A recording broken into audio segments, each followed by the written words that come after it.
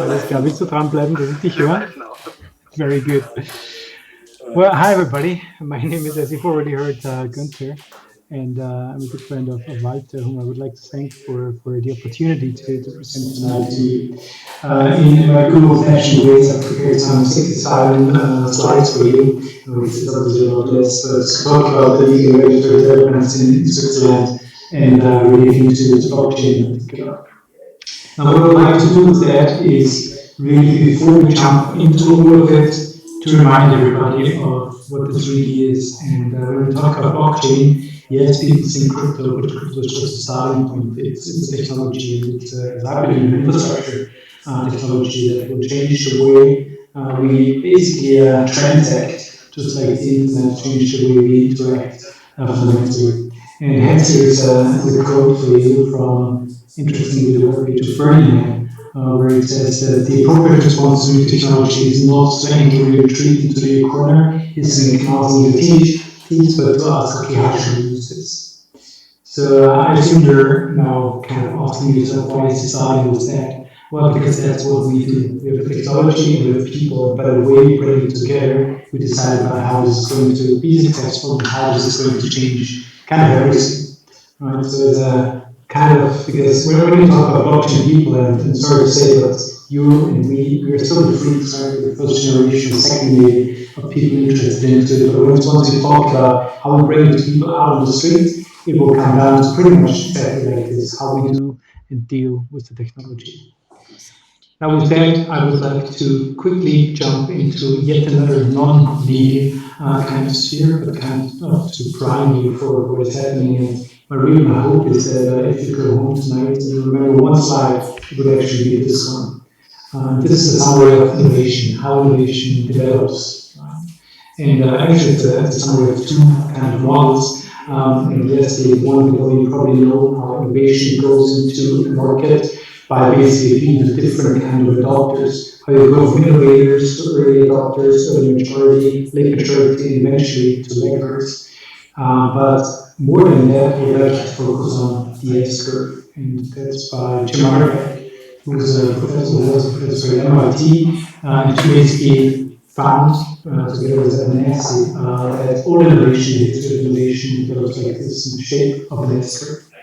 And we look at it as kind of molded into two colors. And the first part of it is really how, at the beginning, hundreds and thousands of players are in the market trying to bring their idea and hopefully to get a big part of it out of it until eventually dominant design arises. And that dominant design then triggers a switch into in pretty much every industry, and here it leads to huge upwards consolidation, where eventually a lot of people will gravitate and a lot will die, and eventually we'll end up with maybe 30 players, 20 for any given industry. Another comment on this one is there's a lot of talk these days, especially when we talk to these startup companies, about disruption. This is disruption. It's a new S-curve starting and basically overtaking the old one at some point in time. And to be quite honest, I know very, very few who have managed to transition from one to the other S-curve. I cannot think of a wholesale producer who's today a car producer. I cannot think of a typewriter producer who today is producing one of these, right, for us out there. So that really is disruption. And obviously we have kind of this sentiment to take a step back and look at it, but this is what happens in between. And I'm not trying to put people down, but it's kind of logical. If you look at it, you have those big companies, Harrods, Howers, people, guys in house mostly still today. And then we have some guys out of the garage or out of the university lab coming to learn something about the new kind of ideas that they see out there. And obviously they go like, who are those guys? Who are those freaks? They don't even understand it. Right? So that is what often leads to this disruption. And just as a side note, I think the only one I really managed to find of recent times who kind of managed to go from one S-curve to the other, it's probably somebody you know, but it's somebody who's doing a lot of video streaming these days, right? But they basically started handing out DVDs and sending them. And the year they had the biggest success, the year that is what they basically rented out the 1 billion DVD. That's when they started to switch. And I would like to be in the board meeting, but it's a whole different story. Now, the final point I would like to make is this one. That is, in any regulated industry, there is not just a technology dominant design, but there is the enforced standard. There is, and this is what we're talking about in a minute, regulation coming in. You can create a new car, but you can't put it out on the street unless you tick the box with the recording officers, and you can show them that it really is a car, it functions like a car. You cannot do banking without being a bank, right? At least according to the current regulatory regime. So it's a combination of two worlds. It's on the one hand the dominant design of technology plus the regulatory dominant design that are coming together. And whoever manages to bring those two together is a really serious chance of going out into the market and hopefully winning a lot of it. There was a lot of theoretical know-how, I know, but it's super important. And if you kind of get that, all the rest of what we're talking about in a minute, which is kind of regulatory stuff, will make a lot more sense. And again, the reason I'm talking about that to you is because in my experience from the past couple of years, having worked with players in the industry, is that until now, a lot of them come from the technology sphere, which is great, which is good, but they don't hold a lot of respect for the regulatory sphere. And again, you need both if you want to be successful in this world. Here's an offshot of kind of going back into the crypto world now, because let's be honest, a lot of markets in blockchain have not been developed yet, or at least definitely not as much as the crypto space. And this is, without going into the details, giving you kind of a shape of where we are with the different kind of elements in there, where basically the darker ones are highly decentralized and developed, if you like, and then the lower ones are further out there, and also the rules are not as clear yet. And hence, the absence of rules obviously leads to a lack of adoption. Now, with that, I would like to start with something that's already there, but just as a reminder, before we then go into the new DLT regulation, which is coming up now in Switzerland. So what we're starting with is the Swiss token classification. I don't know if you've been doing an ICO, if you think about doing something like an ICO in the future, but definitely this, as it was produced by the FINMA, has provided like really cunning. I would almost say, because a lot of people in the world, when I say there was a lot of admiration, have one way or the other copied it, right? Or they have come up with something similar themselves. But be it as it may, I believe it's quite interesting how FINMA has clustered the token universe, if you like, into three segments: payment tokens, asset tokens, and utility tokens. And what they have done is that is basically say what you have to do if you do an ICO in this space, and what is kind of the tick the box of a token. And here's the first one, the payment tokens. That's our Bitcoin, our Ether, all the other ones out there. And essentially, it's rather simple because there, the yes, which you see there, is for AML. Right? So basically, you either have to qualify as a financial intermediary, or you have to find somebody who ticks the box on the financial intermediary kind of requirements around the AML and KYC. Sounds really easy, isn't quite as such. We've been playing almost, I would say, that we've been really working with some of the early adopters, and they have a lot of questions in this area. So that's why I'm bringing it out here. You gotta be sure that if you're doing that, you really are sound on this one. Don't want to go into the why and whatever, but it's really, really important. Utility tokens. I'm kind of trying to remember, but essentially everybody who ever came to us wanted to be a utility token to start outwards. Right? And why is that? Because it's known on both ends of the logical spectrum. Right? There is no AML whatsoever, and there is no securities law kind of utilized or by it. Sounds really good, but we've seen almost nothing of that. And as a side note, FINMA is very clear that saying, yes, you can be a utility token, but if you are, then within a reasonable time, you have to provide that utility to your ecosystem. Sounds really kind of okayish, but in reality, they meant like 2-3 months to do that. And they never even put it down anywhere in writing how many months they meant for doing that. And in reality, in most instances, people couldn't cope with that. So if you can do that right now, if you have a utility there and all the other things are fine, go for it, but if not, you have to be really careful and analyze everything. And ultimately, asset tokens, right? And obviously there's a lot of talk about them, and up there at least some of the things I'm not going into right now. What's going on, but the really important part was this one is AML is not important, but the securities law is tangent, and hence, in particular, prospectus will become important if you go through that. Not going into the details of that in the interest of time, but obviously if you're interested, just send me an email. I'm very happy to talk about that. Here's kind of a picture of the Swiss landscape, if you like, the regulatory landscape. And again, I'm not going through it, I'm just trying to put it in there for you, and you can read it afterwards, how you have to be careful that you don't touch any of those, or how you need to check whether you're and how you're touching those. And in particular, just picking one, the CSER, the Swiss Collective Investment Schemes Act, has provided quite a challenge for some who didn't want to kind of do everything standalone, but wanted to commingle everything, because then it looks a lot like a fund, and if it looks like a fund and it behaves like a fund, very likely you have to comply with the according rules. So finally, DLT legislation, that's the exciting part, and what everybody is looking forward to, I guess, and I hope. So here's a couple of slides trying to break down this new way. And before I do, there's just two comments I would like to make. Number one is Switzerland doesn't really have like a blockchain law. So with this, and you will see that is basically a lot of changes have been made to various kinds of the Swiss financial market regulation.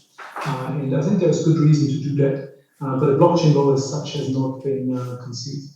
Now, whether that is good or not, I leave up to you to judge, but that's the Swiss way of doing it. And again, think about why you are here in Switzerland, if you are. And in my experience from a couple of years of playing with it, a lot of people came here because we had this principle-based regulation. It's not that everything was like done in the law, and then you kind of had to go through. No, it was basically you had to go see FINMA, discuss with them, present to them, and then on a case-by-case basis do it. So yeah, I'm not 100% happy with all of the things that are in there, but by and large, I think the approach that has been taken by the Swiss regulator is quite cunning in a way, but in any case, it's quite clever. Now, obviously, I'm here to take your reading. If you don't agree, in any case, it's what we have. But anyway, before you do too much reading, just think about what the consequences would be. And I think it's a quite clever way that has been given to us this way. A little bit of background, I'm not going into any of it, but I think the important part is that Parliament has adopted the DLT legislation on September 25, and it's now going into the consultation process on DLT blanket ordinance, as it's been called, and this will go until February 21. The expected entry into force of the DLT legislation is put here 1st of August 21. Obviously, there's a little bit to see about that, but that is kind of the rough plan which people are putting out in Switzerland. So DLT legislation, the methodology and the purpose, you will see that there's a significant number of laws and regulation being touched upon, and obviously we don't have the time to go into everything in detail at this stage, but I think why this is being done this way is really to increase legal certainty. It's also to reduce the risk of abuse, and I think those are like the two key elements which have to be put into place when the regulation is done. And obviously you want to remove barriers for DLT-based application, but that comes afterwards, right? So in itself, I think if you kind of see that this one, the moving pieces, I hope you agree that what has been done may not be perfect, but is kind of spot on. So here's an overview of where the regulation is going: civil law, insolvency law, banking law, financial market regulation, obviously, and then AML law as such. In the civil law, it's an increase in legal certainty for the transfer of DLT-based assets by basically means of digital registered, and it's called registered certificated securities. I've been struggling with that for years and I still can't get it right. And we'll talk about it in a second in a bit more detail, but it's super important. Insolvency law, obviously nobody tries to think about it, but I'm not just talking about the problem with COVID that is going on right now, but no, when we look into our crypto valley here, yes, there is insolvencies going on, and it's still a very young industry where people are dying, unfortunately, sometimes rightly, sometimes not, but insolvency is a key. So again, we have clarification of the segregation of crypto-based assets in the event of bankruptcy and access to data rights in the case of insolvency. Banking law, reconciliation of the bank insolvency law provisions with the adjustment of general insolvency law, gist of it. And financial market law and AML law obviously are very close to my heart as a reg lawyer. But essentially, they're about devising a new and flexible authorization category for blockchain-based financial market infrastructures. In AML law, it explicitly anchors the current practice of making decentralized trading platforms subject to the AML Act. I know I'm getting kind of heads up that I'm a little almost over time, but I'll try to make it very quick for you. Hopefully, we can then dive into some of the aspects in the Q&A. So on the insolvency law aspects, it's about segregation of crypto assets. And there's a couple of new insolvency law provisions foreseen when it comes to the segregation of crypto assets in bankruptcy.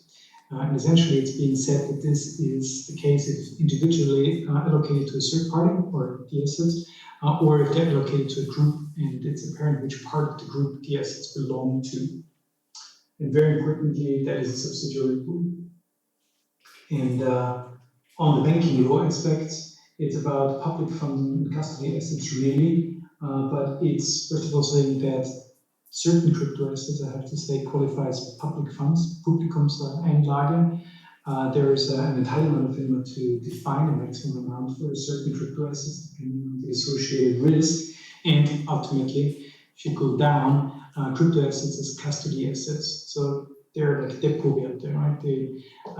And the according duty to keep them ready and individually allocate to the clients is there, which then leads to the segregation in an event of insolvency and thereof their off-balance sheet, if you want to call it this. Now, I got like 5 minutes left, I believe.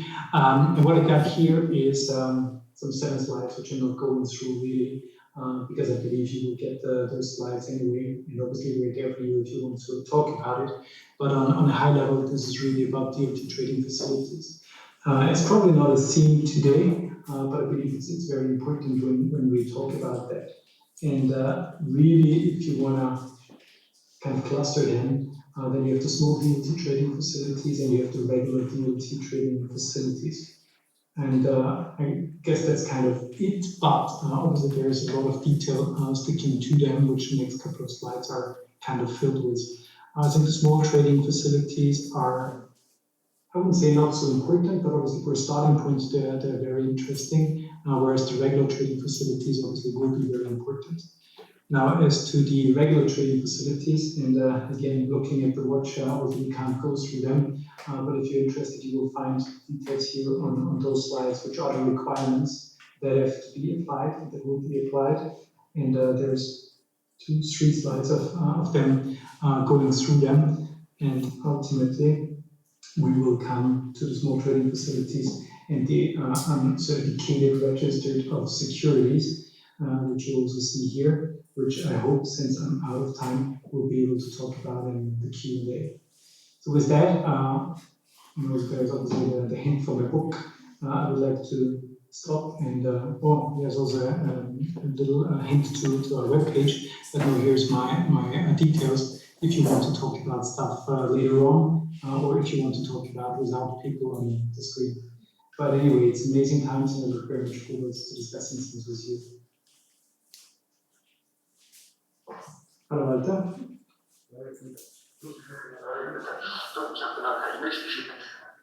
Irgendwas? Wo hast du mir das geschickt? Auf WhatsApp. Okay. Trying to find. Oh no, that's the falsche, sorry.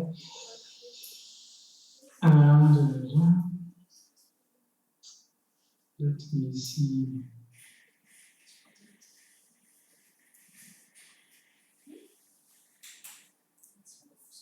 Do we need to inform FINMA of the delay? If we restarted the crowdfunding, do we need to again inform FINMA again?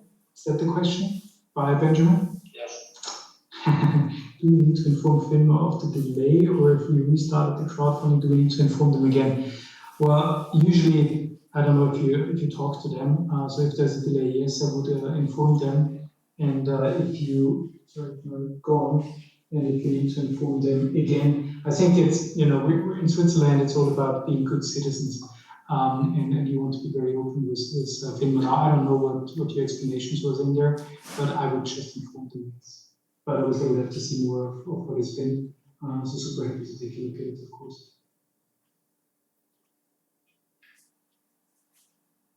Was that it?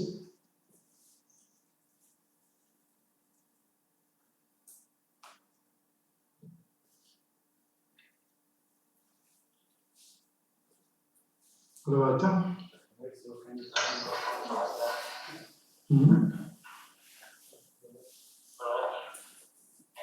Ist gut soweit? Okay, dann lenke ich mich hier mal aus. Danke dir, ciao.